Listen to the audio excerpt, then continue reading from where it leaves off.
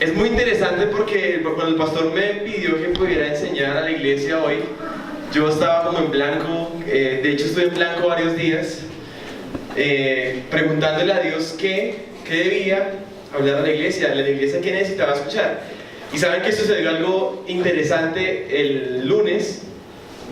Estábamos con mi esposa en el supermercado, en Jumbo, y a la salida hay unos jóvenes que lo interceptan a uno para ofrecerle una cena gratis, con el fin de venderle a uno planes vacacionales. No sé si ustedes alguna vez han caído en esa trampa, ¿sí? Nosotros caímos en esa trampa.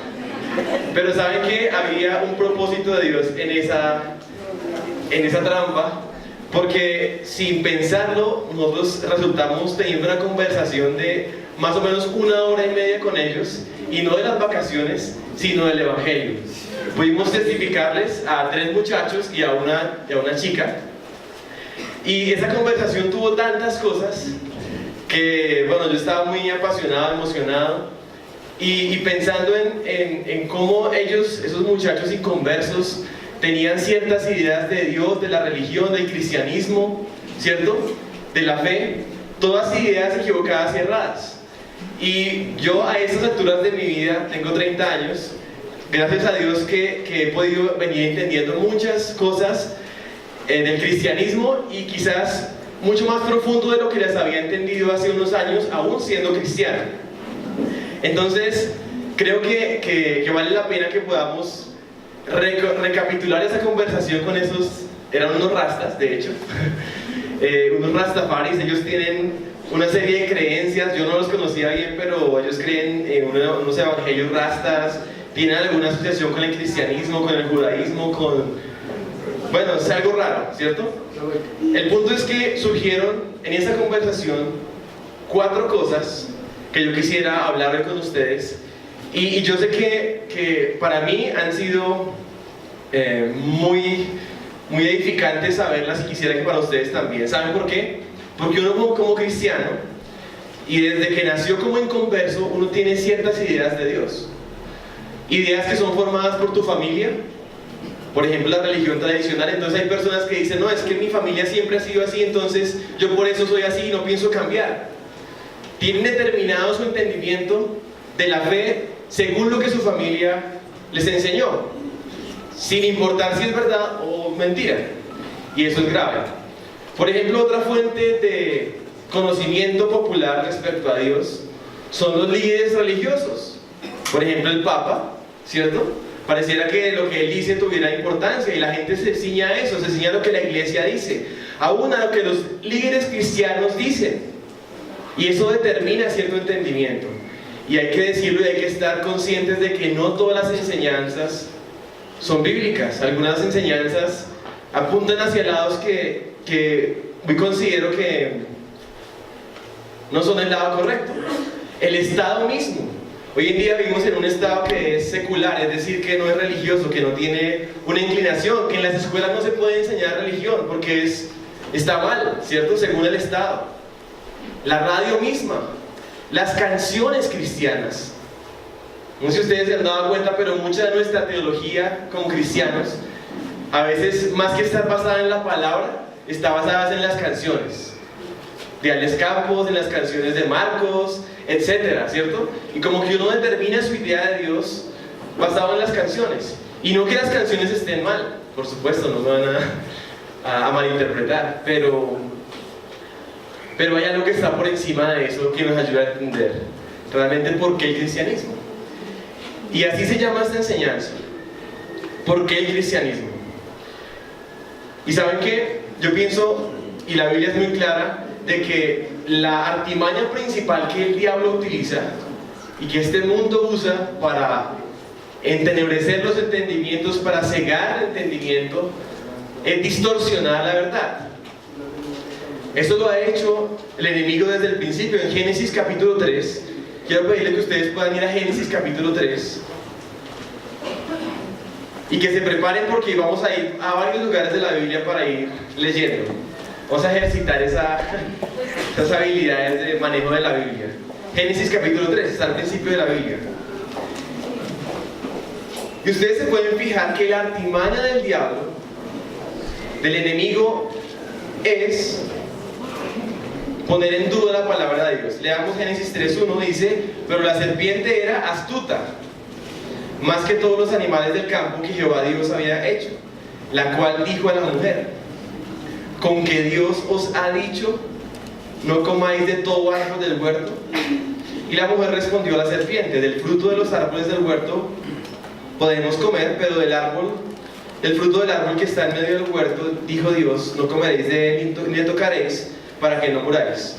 Entonces la serpiente dijo a la mujer: no moriréis, sino que sabe Dios que el día que comáis de él serán abiertos vuestros ojos y seréis como Dios, sabiendo el bien y el mal.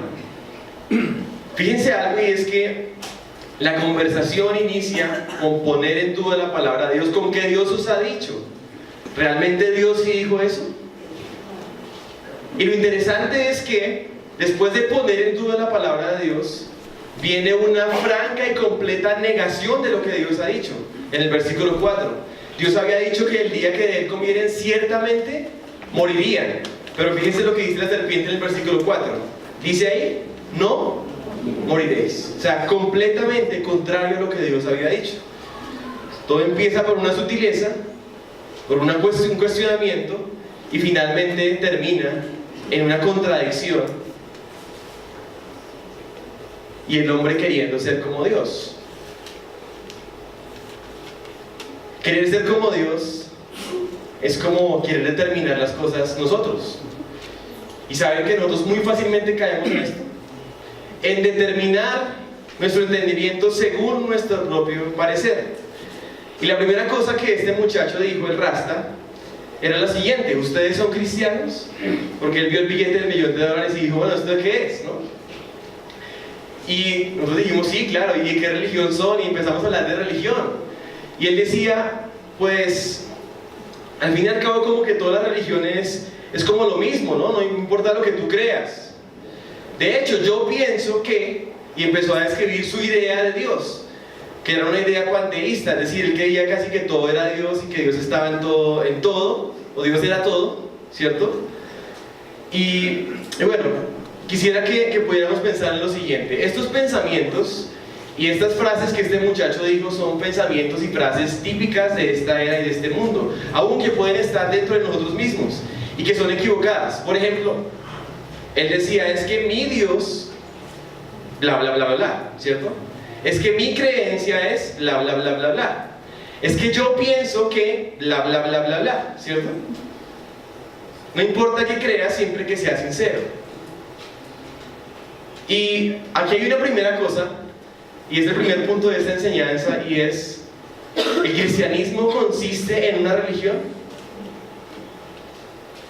Y lo interesante acá es que si miramos la definición de religión, busqué en Google, dice que es el conjunto de creencias religiosas, de normas de comportamiento y de ceremonias de oración o sacrificio que son propias de un determinado grupo humano, o con las que el hombre reconoce una relación con la divinidad, un dios o varios dioses.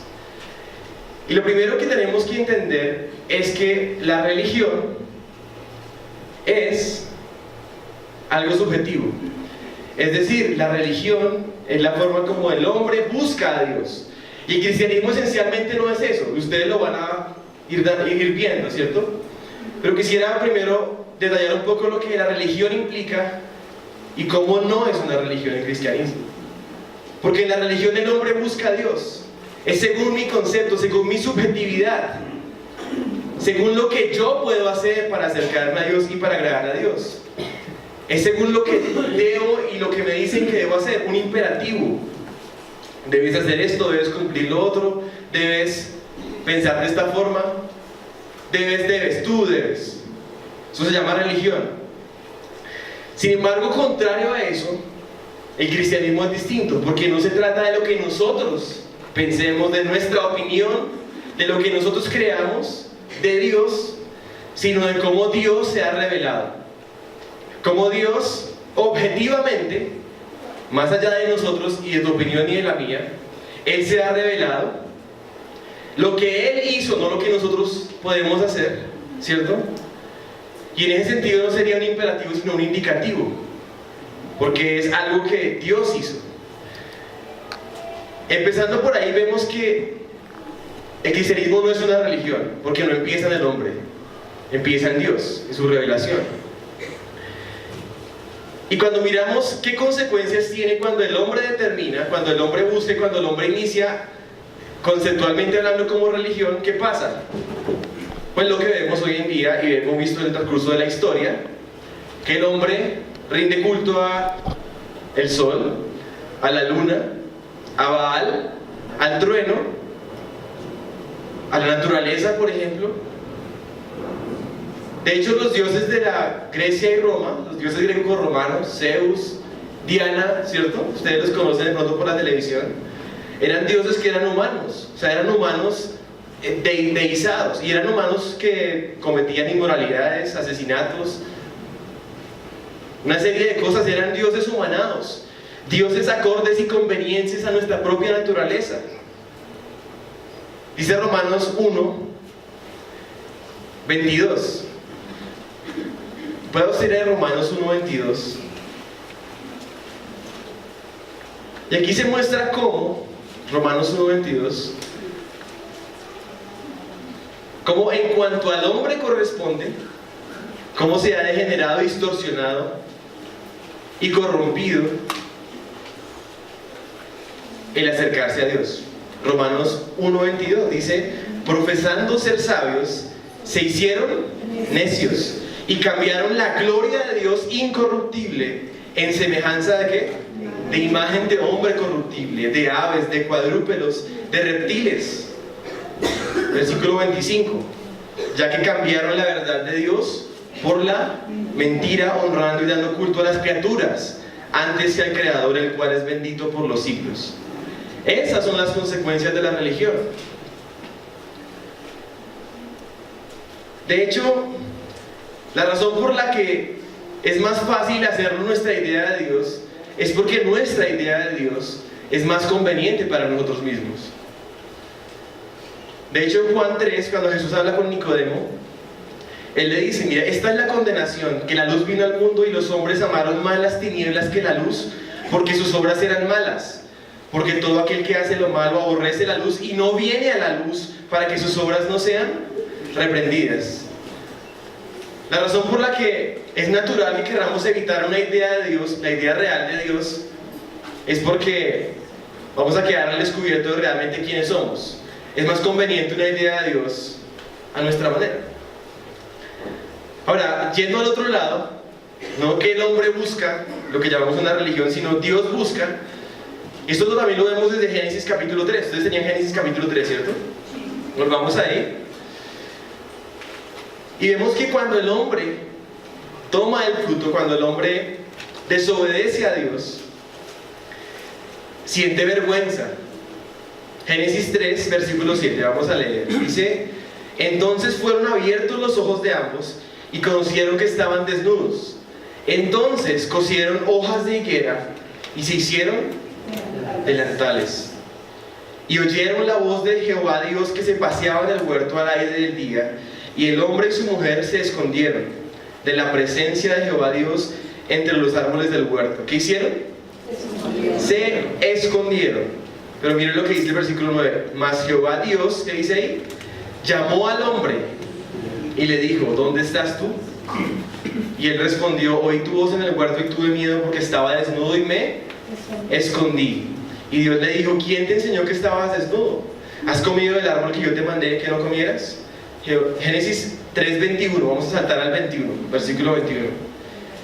El Señor ahí da una serie de maldiciones al hombre, a la mujer, a la serpiente, pero finalmente el último versículo de esa parte de la historia es que: y Jehová Dios, versículo 21, hizo al hombre y a su mujer, ¿qué dice ahí?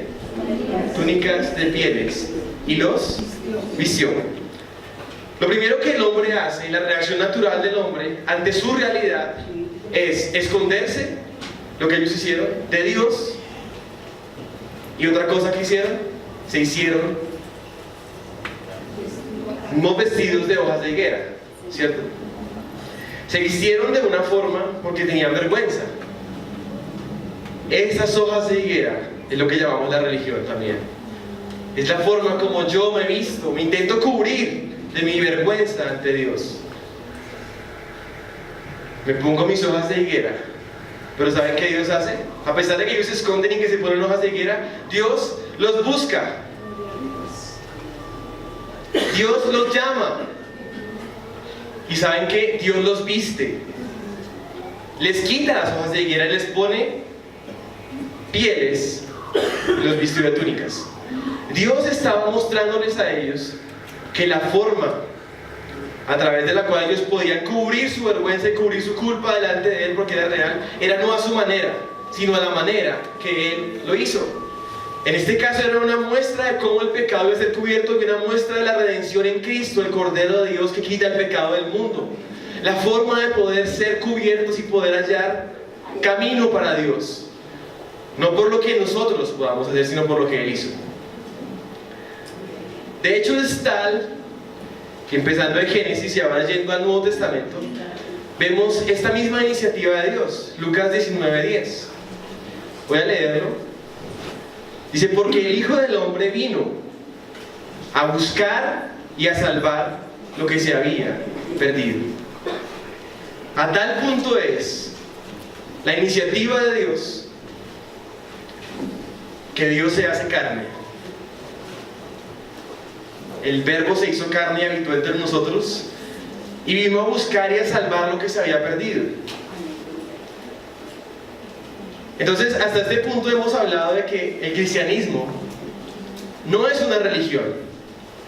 Una religión está basada en el hombre y su forma de acercarse a Dios. El cristianismo está basado en Dios y su revelación y cómo Él provee los medios y lo hace para salvarnos.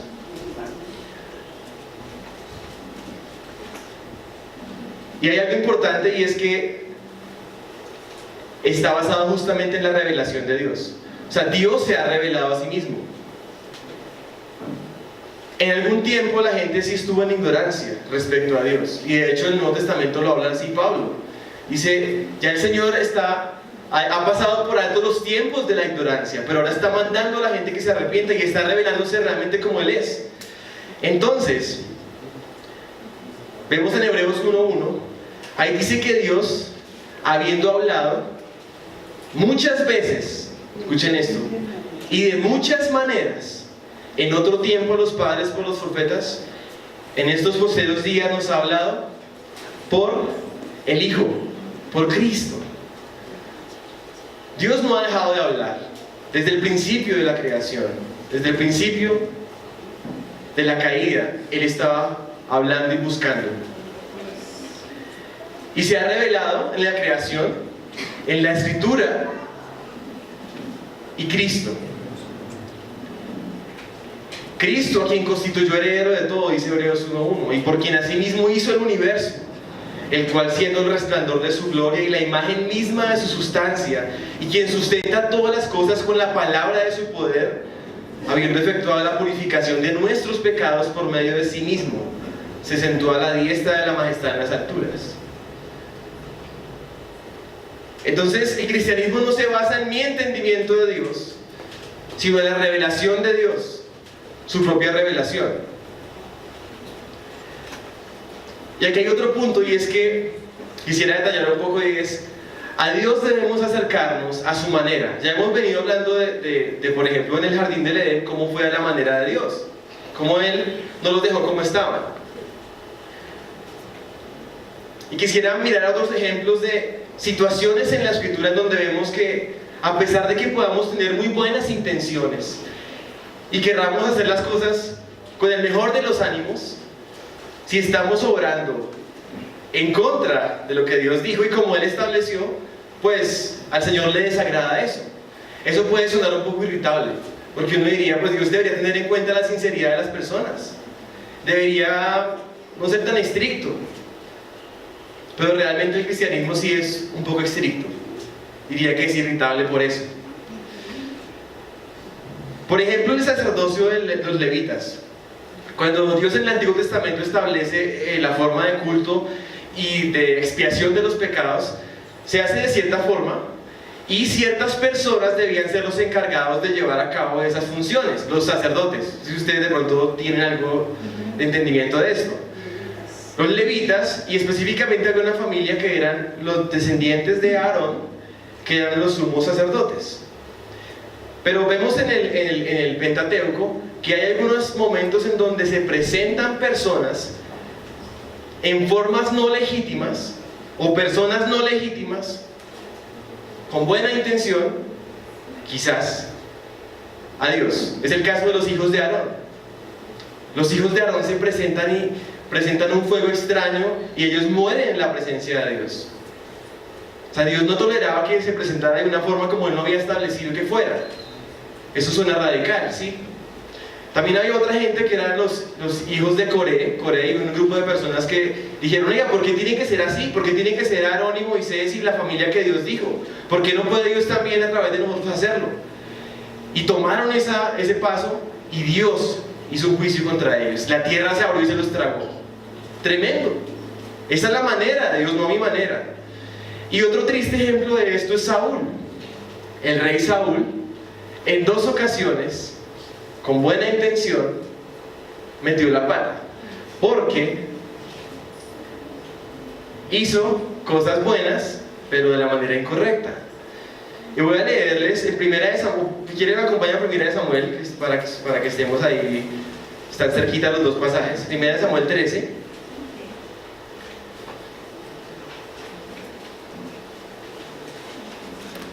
En Primera de Samuel 13, Saúl está esperando que Samuel llegue para ofrecer un sacrificio, porque estaban a puertas de enfrentar a otro pueblo en batalla, en una guerra. Primera de Samuel 13, 8. Miren lo que dice: y él esperó 7 días, Saúl, conforme al plazo que Samuel había dicho. Pero Samuel no venía a Gilgal y el pueblo le desertaba. Entonces dijo Saúl: traedme holocausto y ofrendas de paz. Y ofreció el holocausto. Y cuando él acababa de ofrecer el holocausto, he aquí Samuel que venía, y Saúl salió a recibirle para saludarle. Entonces Samuel dijo: ¿qué has hecho? Y Saúl respondió: porque vi que el pueblo se me desertaba. Él tenía su razón, y pues parecía válida, ¿no? La gente se estaba como alborotando de tanto demora de Samuel. Y que tú no venías dentro del plazo señalado. Samuel había quedado mal porque dijo que en una semana y no llegó una semana. Y que los filisteos estaban reunidos en Micmas. Saúl presenta 3 razones que parecen válidas. Me dije: ahora descenderán los filisteos contra mí a Gilgal, y yo no le he implorado el favor a Jehová. Que dice ahí: me esforcé pues y ofrecí holocaustos. Parece como que Saúl estaba haciendo toda buena intención. Se esforzó, ofreció holocaustos. Había una cantidad de razones por las que no podía esperar más. Entonces Samuel dijo a Saúl, ¿qué dice ahí? Locamente has hecho. No guardaste el mandamiento de Jehová tu Dios que él te había ordenado, pues ahora Jehová hubiera confirmado tu reino sobre Israel para siempre. No está en nuestra forma. Así tengamos muchísimas razones para hacerlo. Más adelante, 1 Samuel 15, 2 capítulos más adelante, pasa otra situación, y es que Dios ordena a Saúl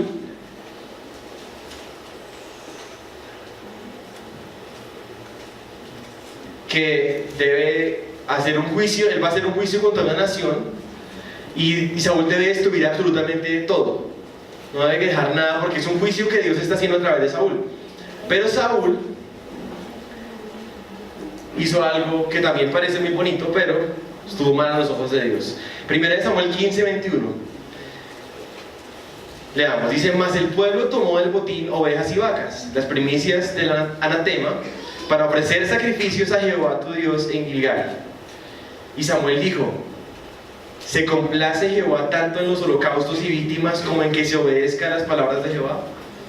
Ciertamente el obedecer es mejor que los sacrificios, y el prestar atención que la grosura de los carneros. Porque como pecado de adivinación es la rebelión, y como ídolos e idolatría la obstinación. Por cuanto tú desechaste la palabra de Jehová, él también te ha desechado para que no seas rey. Él tomó botín, y Dios le había dicho que no. ¿Y saben para qué tomó botín? Para ofrecer sacrificios al Señor. ¿Por qué le desagradaron a Dios? Porque fue a la manera de Saúl. fue desobedeciendo a la voz a la ordenanza que Dios mismo le había dicho.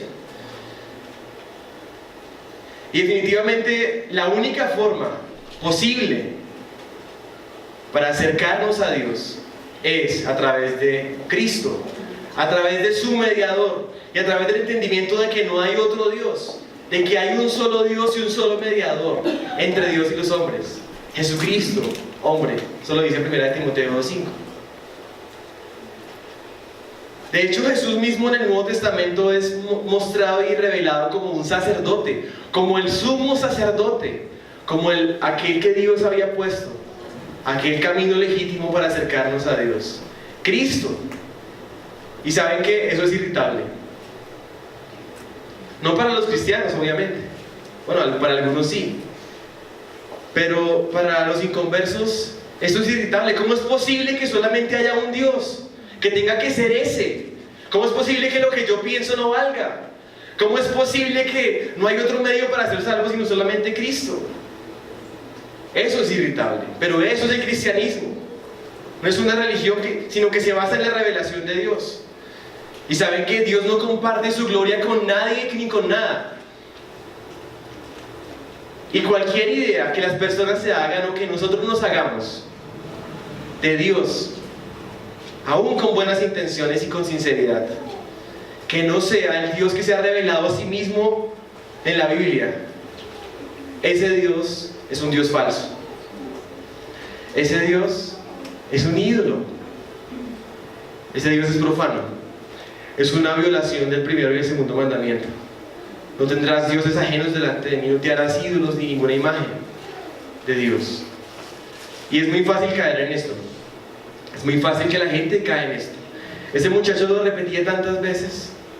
Es que mi Dios... Tenemos tales ideas de Dios. Es que mi Dios es tan bueno que no enviaría a nadie al infierno. ¿Cómo va a enviar a gente tan buena al infierno? Es un pensamiento humano, pero no es bíblico. Es que mi Dios, pues, al fin y al cabo va a tener lo bueno que he hecho, a pesar de que he hecho cosas malas también, pues, no va a ser tan injusto. Es que mi Dios no existe. Un ateo, por ejemplo, es un idólatra. Se hace su idea de Dios, es decir, no hay Dios.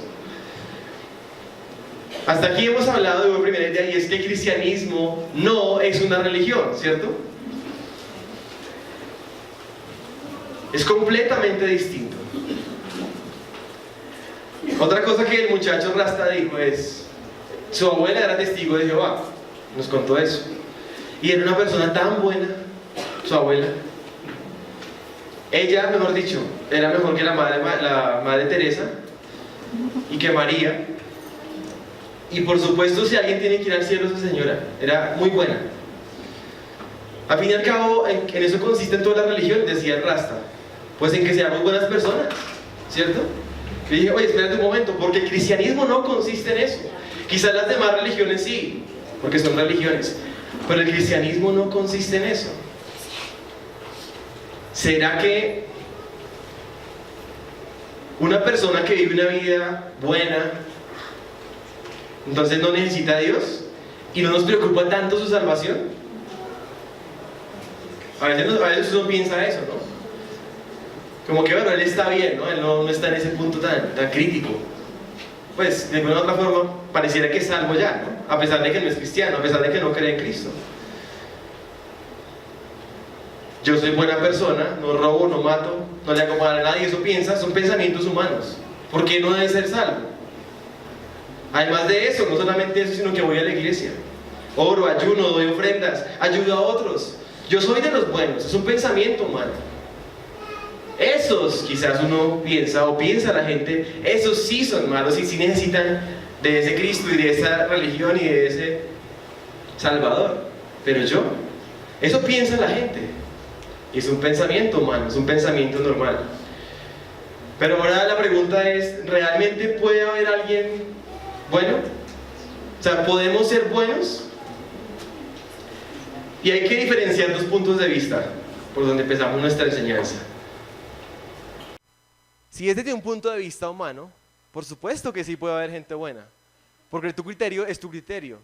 tus criterios son otros. Entonces, pues, hay gente peor que tú, entonces tú de una u otra forma relativamente eres bueno. De hecho, hay un filósofo humanista, Jean-Jacques Rousseau, él dijo algo, y también lo dijo el Rasta ese día, algo parecido, decía él, es que el hombre nace bueno, o sea, las personas no son malas, la sociedad los corrompe, eso dijo Rousseau, el hombre nace bueno, la sociedad lo corrompe. Eso es un pensamiento humanista, y es un pensamiento que ronda en el mundo y que a veces ronda en la iglesia. No, pero es que mis niños, ellos son buenos, ¿cierto? De hecho, yo le dije, ¿tú tienes hijos? Al Rasta. Me dijo, no, tengo un perro y un gato, me dijo él. Y de hecho él en su cosmovisión Rasta, para él los perros y los gatos son como si fueran humanos, o sea, él les hablaba, los convencía, creía que tenían espíritu, conciencia, o sea, los ponía en un nivel que no tienes, su idea. ¿Tú tienes hijos? Yo sí tengo hijos. ¿Y saben qué puede darse cuenta uno con los hijos? Que ellos están caídos, o sea, que ellos son pecadores, que ellos no son buenos. Esa idea de que el hombre nace bueno y la sociedad lo corrompe es una idea de avanzada del humanismo. Es decir, de que pues, la psicología, la educación, las instituciones, el gobierno, esas cosas, si se logran alinear, entonces vamos a tener una sociedad perfecta. Como si el problema estuviera afuera, pero el problema está dentro del hombre. A mis niñas no tuve que enseñarles a mentir. Tengo que enseñarles a no mentir, porque naturalmente mienten. No tengo que enseñarles a robar, tengo que enseñarles a no robar. No tengo que enseñarles a obedecer, a desobedecer, sino a obedecer, porque ellas naturalmente desobedecen. Son rebeldes, son mis hijas, y hay que ser realista, ¿cierto? A veces uno cae en el error, en ese error como cristiano, ¿cierto? De volverse humanista, un humanista cristiano. Desde un punto de vista humano, ¿puede haber personas buenas sin el cristianismo? Sí, desde un punto de vista humano. Piensen por ejemplo en alguien famoso, Steve Jobs.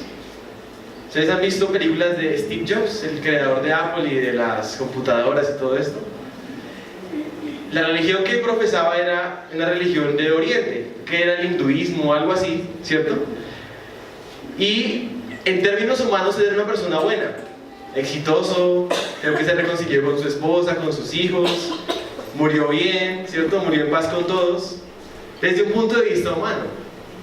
Para ser bueno no se necesita cristianismo. Pero ¿saben cuál es la realidad fuera de lo que pensemos? Y es que en términos divinos nadie es bueno. Eso también es irritable. Eso también es incómodo. O sea, es saber y podernos ver como realmente somos es incómodo. Pero eso somos. Dice Marcos 10, voy a leerlo, cuando Jesús está hablando con el joven rico. Este muchacho viene y dice, maestro bueno, ¿qué haré para heredar la vida eterna? Y Jesús le dijo, ¿por qué me llamas bueno? Ninguno es bueno, sino solo uno. Solo que están quedando dormidos.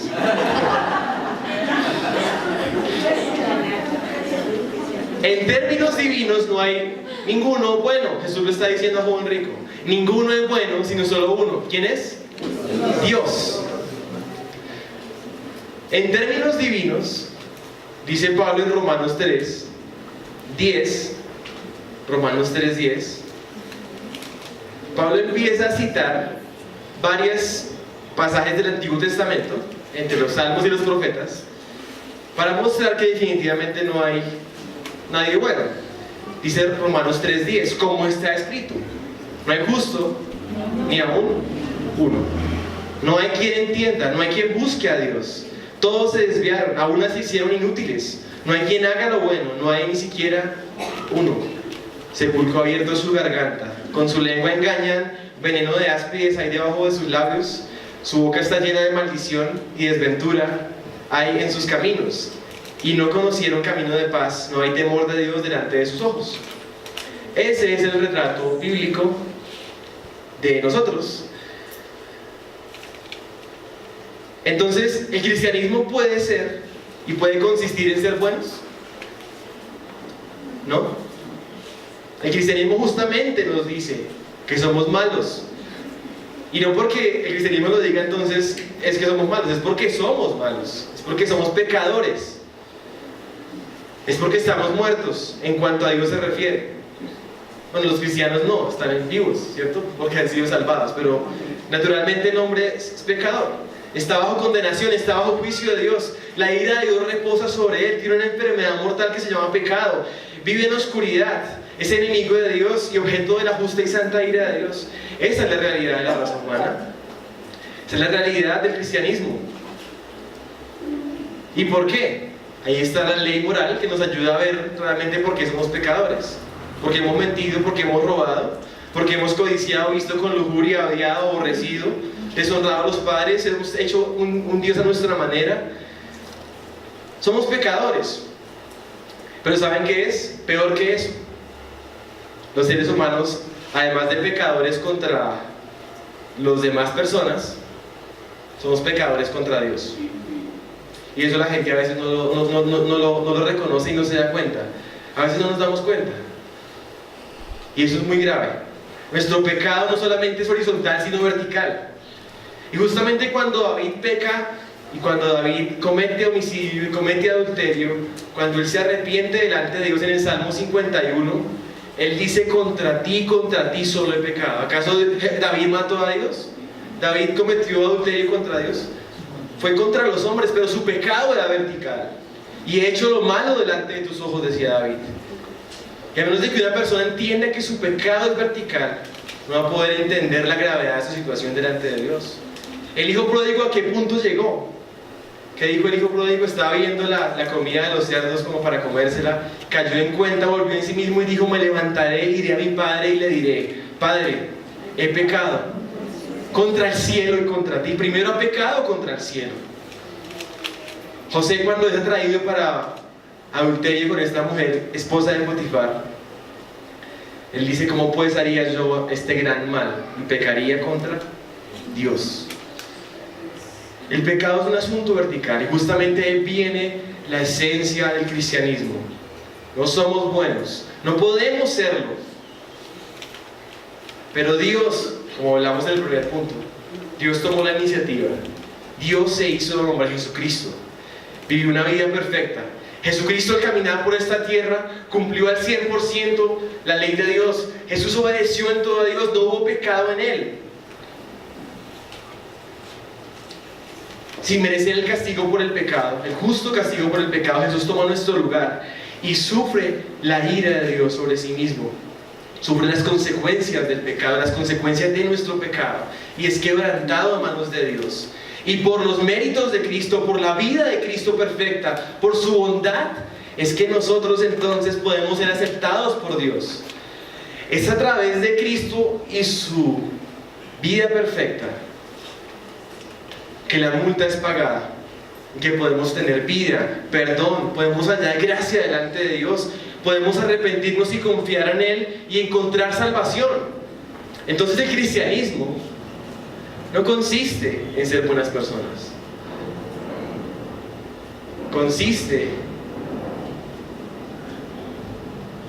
en que hubo uno que sí fue bueno, Cristo, que murió en nuestro lugar y que satisfizo las demandas de Dios, y gracias a Él entonces podemos ser aceptados no por nuestras obras, sino por los méritos de Cristo.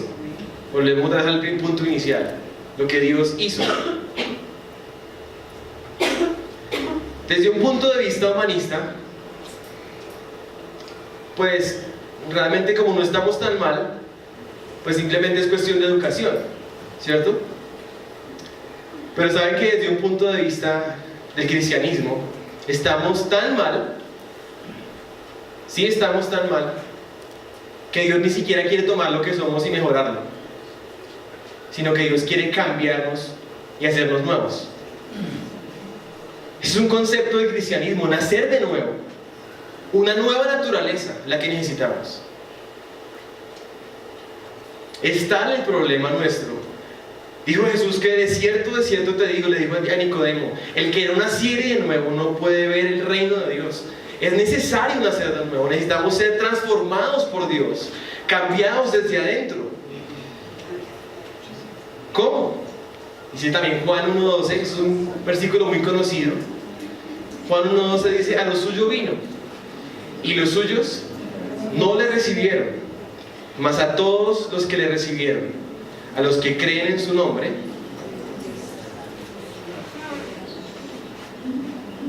les dio potestad de ser hechos hijos de Dios. Escuche esto: los cuales no son engendrados de sangre, ni de voluntad de carne, ni de voluntad de varón, sino de Dios. Son engendrados de Dios. Y por eso los cristianos tienen una naturaleza distinta. Se han sido reformados, es decir, regenerados, hechos de nuevo, cambiados desde adentro por Dios. En eso consiste el cristianismo. No consiste en las obras nuestras, sino justamente en que Dios nos da lo que nosotros no merecemos. Eso se llama gracia. ¿Y las obras entonces dónde vienen? Porque las obras como que sí deberían ser parte. ¿Dónde vienen las obras? Miren lo que dice Efesios 2:8-10. Dice: porque por gracia sois salvos por medio de la fe, y esto no de vosotros, pues es don de Dios, no por obras, para que nadie se gloríe. Miren lo que dice después: porque somos hechura suya, o sea, hemos nacido de nuevo, creados en Cristo Jesús. ¿Para qué? Para buenas obras, las cuales Dios preparó de antemano para que anduviésemos en ellas. Las obras sí son parte, pero no vienen antes de la salvación, sino vienen después vienen como consecuencia de la salvación, como fruto de la salvación. Un árbol bueno produce buenos frutos, pero un árbol malo no puede producir buenos frutos, solo produce malos. Cuando nuestra naturaleza es transformada por Dios, por el poder del Evangelio, por la obra de Cristo y el Espíritu Santo, entonces todo debe cambiar, de muerte a vida, de tinieblas a luz. Hasta aquí hemos hablado de dos puntos que el Rasta dijo. Uno, primero, ¿cuál era? ¿El cristianismo es una religión? ¿Es como todas las religiones? Y hemos visto que no, que tiene una naturaleza distinta, ¿cierto? La segunda cosa que el Rasta dijo es: se trata de ser buenos, y hemos visto que no, es lo contrario. Se trata de que realmente estamos perdidos y caídos, y que necesitamos es la bondad de Cristo, la gracia para ser salvos, los méritos de Cristo. Esto es importante, porque a veces nosotros mismos como cristianos tenemos entendimiento parcial de esto. Yo pienso que sí es importante. Ante tantos argumentos que yo pude expresar al Rasta, esto que les he venido hablando pues de manera resumida, ¿no? Al final dijo: bueno, al fin y al cabo lo importante es ser felices. O sea, es la felicidad, ¿no? O sea, pues disfrutar la vida, así sea que no sea millonario ni rico, pero pues estar en paz y disfrutar, ser feliz, ¿cierto? Y él esperaba que yo le dijera: sí, tienes razón, eso es. Yo le dije: no, eso no es. También es tu idea. Yo pienso que consiste en ser felices. Yo le decía a él: si tú piensas. O sea, y cada vez que él decía: es que yo creo, él como que, yo pienso que él mismo, porque yo ya le había dicho: es que tú mira lo que está, como estás hablando tú. Estás diciendo: yo pienso, yo creo, mi entendimiento es este. Eso es tú lo que tú piensas. Eso no determina la verdad lo que tú piensas. Y eso fue algo impactante, porque yo hasta hace poco creía que el fin último era la felicidad. Recuerdo una vez cuando yo estaba soltero, yo iba en vacaciones a Fusa. Yo soy de Fusagasugá, y en las vacaciones de fin de año pues uno está como en ese impulso de ponerse metas para el nuevo año, de como escuchar esas palabras como de aliento para prosperar el año entrante, ¿no? Y yo iba escuchando una emisora cristiana, y ellos decían que bueno, ¿en qué consiste la vida, no? Y la conclusión de ellos era ser feliz. Yo dije: bueno, sí, me gusta esa conclusión, ¿no? Ser feliz. Y yo creía eso por mucho tiempo. Pero ¿saben qué? Hay algo que está por encima de la felicidad. O sea, algo que trasciende la felicidad, que nos trasciende a nosotros, y que en esencia es el significado del cristianismo y de la existencia misma. ¿Qué es eso? ¿Y saben qué pasa también? A nosotros también nos pasa algo, y es que como hemos creído que el cristianismo consiste en ser felices, ¿Qué pasa cuando alguien ya es feliz sin Cristo? Porque lo puede ser. ¿No les ha pasado eso?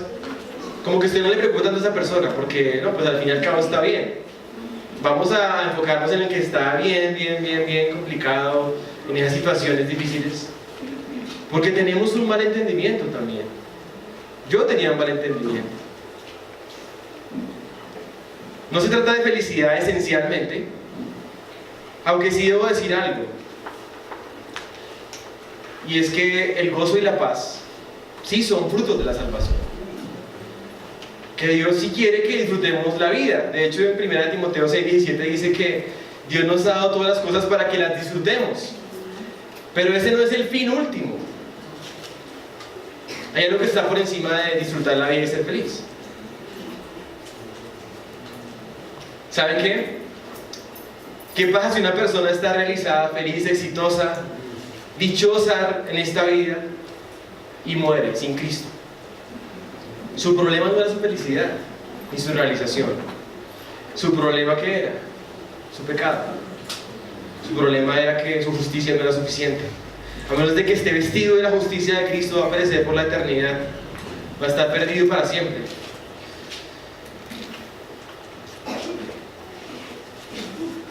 Y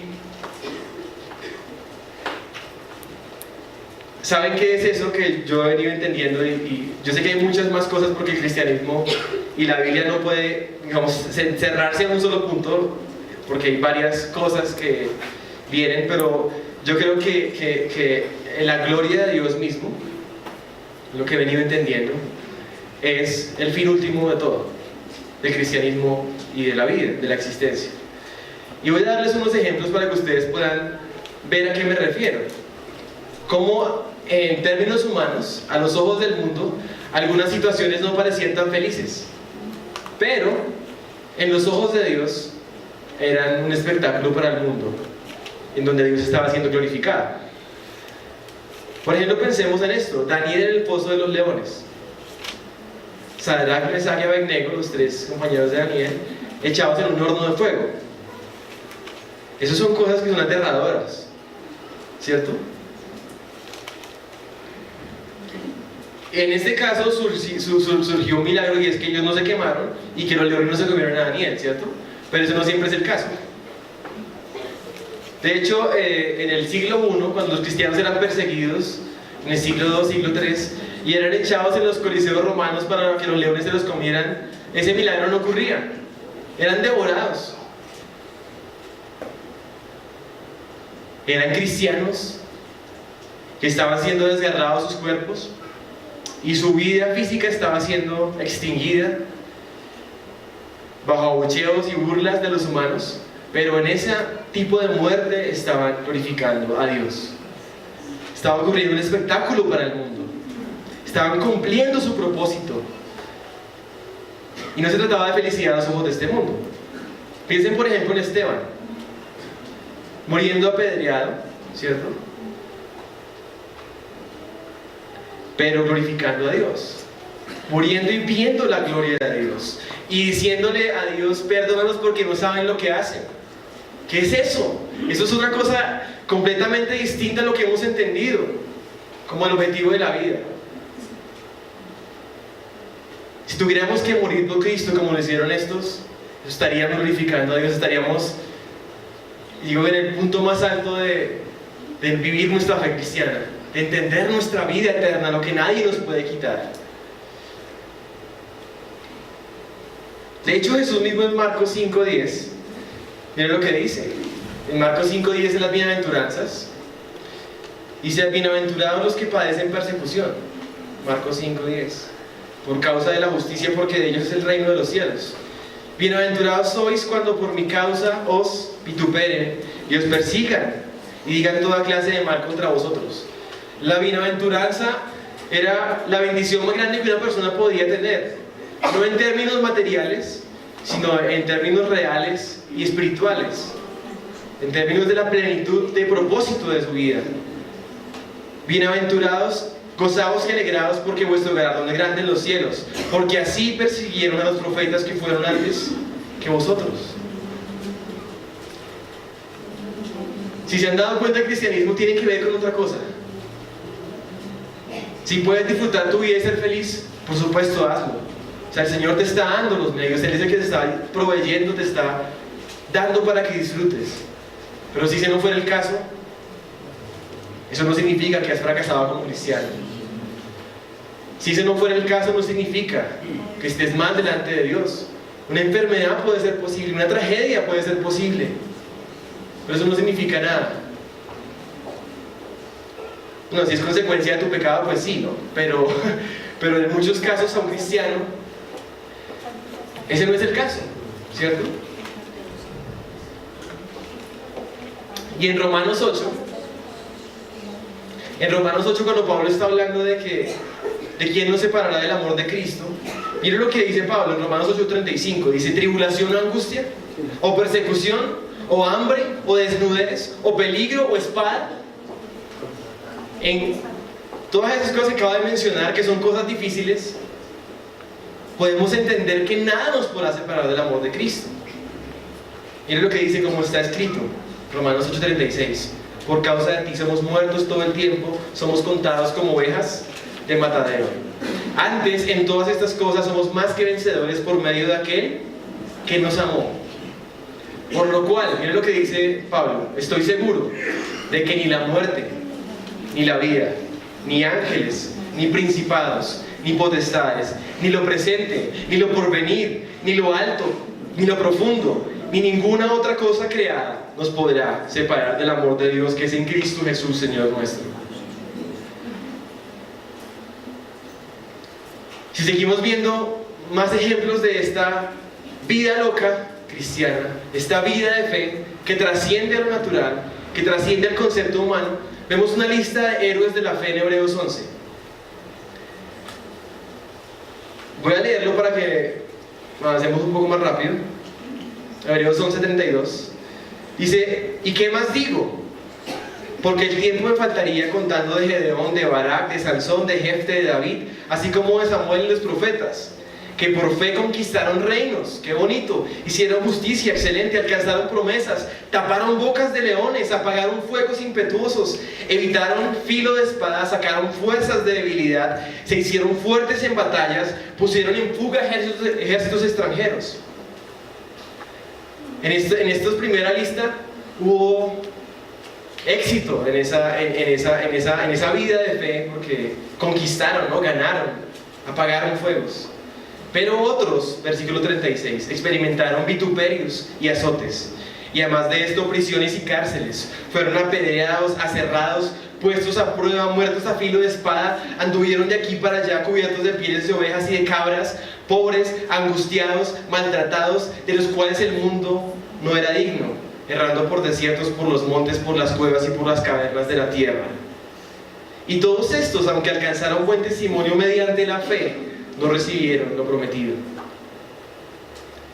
Entonces, viendo esto, si nos tocara ser uno de los primeros en la lista, gloria a Dios por eso. Pero si nos tocara ser uno de los segundos en la lista, gloria a Dios por eso. Porque no consiste en nuestra felicidad. Y ahora el ejemplo más sublime de esto es Cristo mismo. Jesús, a los ojos del mundo, quizás un fracasado. Los discípulos, unos fracasados. Pero desde un punto de vista de Dios y el cristianismo, es otra cosa. Mire Hebreos lo que dice Hebreos 12. Sigue al siguiente, unas páginas o una página adelante. Dice: por tanto, nosotros también, teniendo en derredor nuestro tan grande nube de testigos, es decir, los que acabé de nombrarlos, esos héroes de la fe, despojémonos de todo peso y del pecado que nos asedia y corramos con paciencia la carrera que tenemos por delante, puestos los ojos en Jesús, el autor y consumador de la fe. Miren esto: el cual por el gozo puesto delante de él sufrió la cruz, menospreciando el oprobio, y se sentó a la diestra del trono de Dios. Miren lo que dice: considerad a aquel, o sea Cristo, que sufrió tal contradicción de pecadores contra sí mismo, Jesús mismo, siendo contradecido y contradictores los pecadores contra sí mismo, para que vuestro ánimo no se canse hasta desmayar, porque aún no habéis resistido hasta la sangre combatiendo contra el pecado. Todavía yo pienso que nosotros no hemos tenido que resistir casi nada, pero si tuviéramos que llegar a ese punto, no interesa. Nuestra vida trasciende a esta vida. Nuestra vida es eterna. Nuestra vida es Cristo. Y el morir es ganancia. El cristianismo es completamente loco, yo pienso. Es completamente loco porque no se ajusta a lo que uno quisiera. El que quiera ganar su vida la perderá. Y el que pierda su vida por causa de mí la hallará. ¿Qué es eso? Es una paradoja. Pero eso es el cristianismo. No es una religión. No es ser buenos, no consiste en ser buenas personas, esencialmente. No consiste en la felicidad como fin último. Hay algo que está por encima de ello, la gloria de Dios. ¿En qué consiste entonces? ¿En qué consiste el cristianismo? ¿Por qué el cristianismo? ¿Saben qué? Consiste en Dios mismo. Esta conversación y esta enseñanza inició en Dios tomando la iniciativa. Inició en Dios revelándose. Inició en Dios proveyendo los medios de salvación. Cristo. Inició en Dios. Y es impresionante porque Jesús, cuando está hablando de la vida eterna en Juan 17:3, Él dice: esta es la vida eterna. Y uno diría, la vida eterna pues es vivir para siempre, ¿no? O sea, no morir jamás, o pasar la eternidad en el cielo. Pero Jesús lo muestra de una forma que también no es tan común entenderlo. Esta es la vida eterna, que te conozcan a ti. Y está hablando del Padre, el único Dios verdadero, y a Jesucristo, a quien has enviado. ¿En qué consiste? Consiste en la vida eterna, que te conozcan a ti, o sea, en Dios siendo el centro, no nosotros. En conocerle a Él, en encontrarnos con Él, en descubrirlo en su palabra. A veces uno, cuando va a la Biblia, me pasaba también, como que tú vas y estás buscando a ver qué es lo que Dios te quiere decir a ti, ¿no? ¿Qué es lo que Dios te quiere hablar a ti? Y eso es parte, sí. Pero hay algo que está por encima de eso, y es poder conocer a Dios. Poder encontrar el carácter de Dios ahí, poder encontrar su palabra, su esencia, su santidad, su carácter, su amor, su gracia, la riqueza de su gloria. Consiste en Dios y su mediador Cristo. Dice Pedro en Hechos 4:12: y en ninguno otro hay salvación, porque no hay otro nombre bajo el cielo dado a los hombres en que podamos ser salvos. Eso a este muchacho Rasta le incomodaba.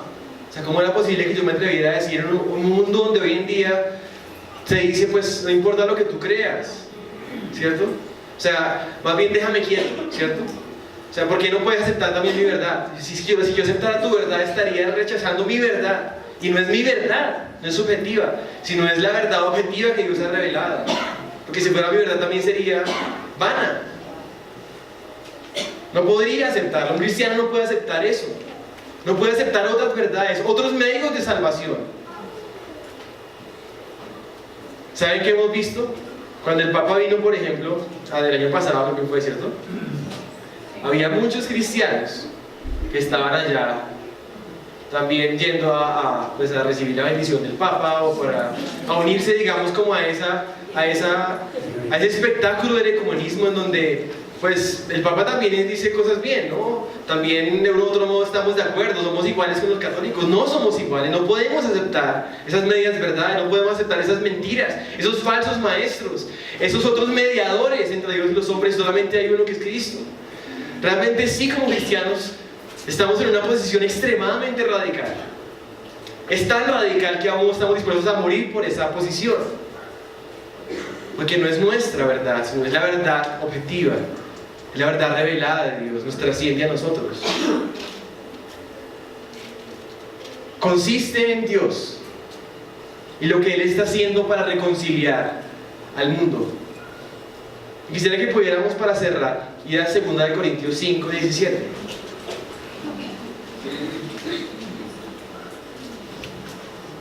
Terminó la conversación con el Rasta.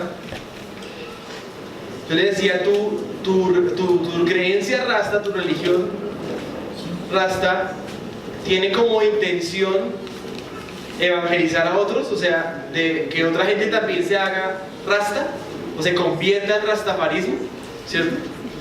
Y él me decía, no, pues, no es para tanto, ¿cierto? O sea, es como algo mío, ¿no? Es algo de nosotros. De hecho, él decía, si yo quisiera vivir el Rastafari como es, ya como que él había fallado en una cantidad de puntos, él ni siquiera podía vivir ese Rastafari. Ya había comido carne, ya había fornicado, etc.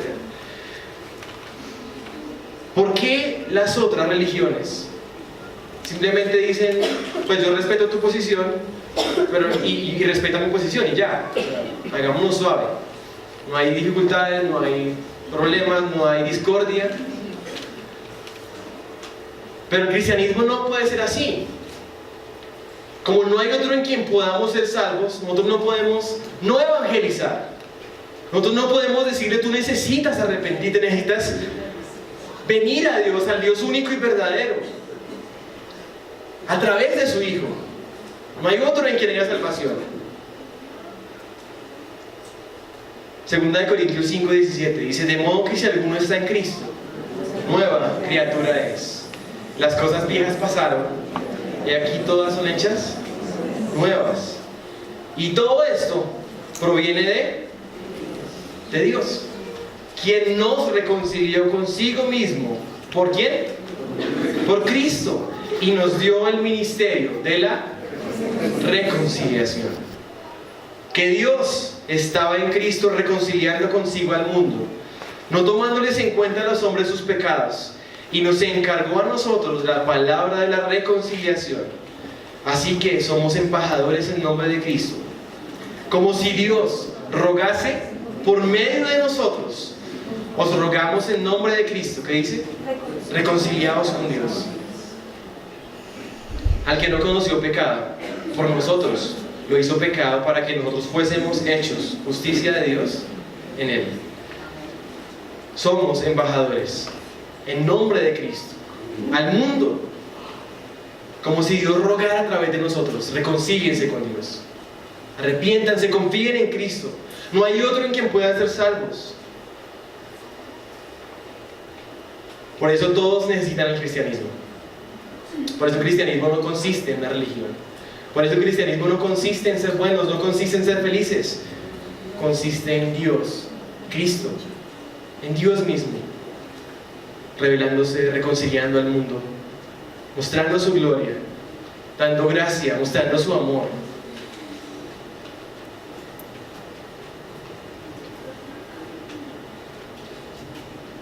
Y la gran pregunta es: ¿qué idea tiene usted del cristianismo? ¿Qué idea tenía del cristianismo? Quizás algunos puedan identificarse conmigo en que en algún tiempo quizás su entendimiento era parcial, o de pronto era de las ramas, pero no de tanto de la esencia misma, o sea, de lo más sublime, lo que está por encima de. Y yo pienso que es importante que como cristianos podamos dar razón de la esperanza que hay en nosotros. A veces uno se queda sin argumentos, como que bueno, al fin y al cabo pues como que pensamos lo mismo y deja así. No pensamos lo mismo. Y aquellos que quizás han tenido su idea de Dios, que creen que por las obras son salvos, o que creen en su Dios a su manera, o que pensaban que el fin último era la felicidad, yo les llamo a que se arrepientan, a que abandonen su idolatría, de que se sometan a la voluntad y al llamado del Dios único y verdadero que se ha revelado. Necesitamos nacer de nuevo, y no que estemos naciendo cada semana ni cada día.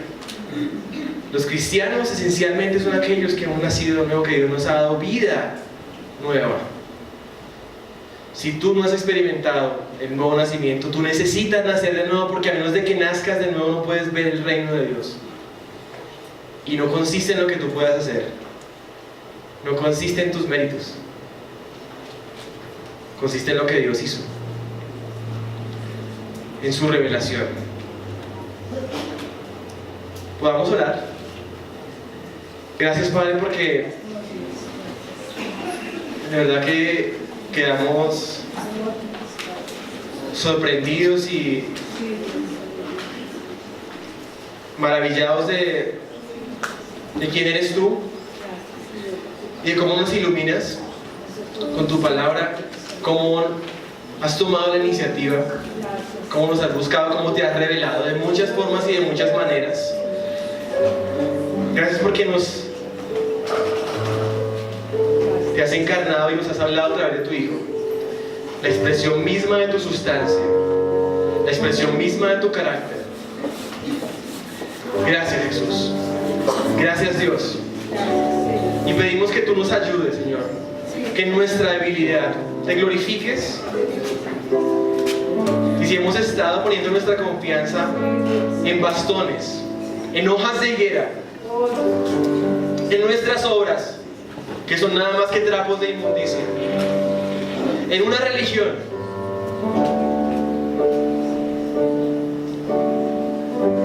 o en un fin incorrecto, sino queremos alinearnos con tu palabra, con tu carácter. Queremos darte gloria a ti. Y si hubiera aquí una persona, hubiera aquí personas, o los que escuchen esta enseñanza, que aún siguen en rebeldía contra Dios, que no se han acercado a la luz, que pueda venir a arrepentimiento y a fe en Cristo, el único medio para ser salvos, porque tú nos has amado tanto, porque no lo merecemos, porque siendo aún pecadores, tú moriste por nosotros para darnos vida eterna. Y gracias por el privilegio que nos das, porque nos has llamado, porque nos has salvado, para ser embajadores de ese ministerio de la reconciliación. Padre, que nuestra boca no se calle cuando se trate de exponer las verdades de nuestra fe, cuando se trate de compartir el Evangelio con otros, cuando se trate de llevar luz en medio de las tinieblas, porque tú nos has llamado de tinieblas a tu luz admirable, para que anunciemos las virtudes de aquel Cristo. Padre, Espíritu Santo, tú mereces todo, tú eres la razón, y aquí está nuestra vida,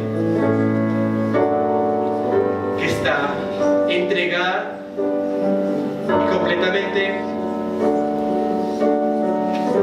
rendida a ti, a tu voluntad. Estamos en esa situación y condición en la que queremos negarnos a nosotros mismos, tomar nuestra cruz y seguirte, ser tus discípulos. Gracias, Espíritu Santo, por lo que hablas, por lo que estás haciendo en esta iglesia, por lo que haces en nuestras familias, en nuestras vidas. Gracias porque todo procede. Gracias, Dios. Te damos a ti la gloria y la honra, porque solo tú la mereces.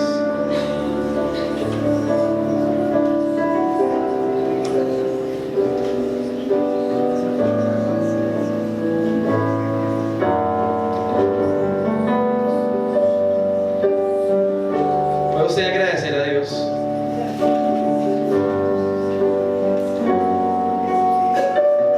Por lo que Él ha hecho.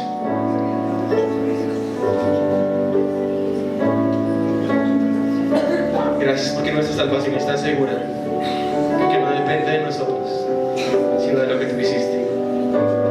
Gracias, Dios. Gracias, Jesús. Gracias porque nos has amado con amor eterno. Y cómo hemos de vivir una vida como si esto no fuera la realidad más poderosa. Cómo hemos de poner nuestra fe en lo vano, en lo humano, cuando tú te has revelado.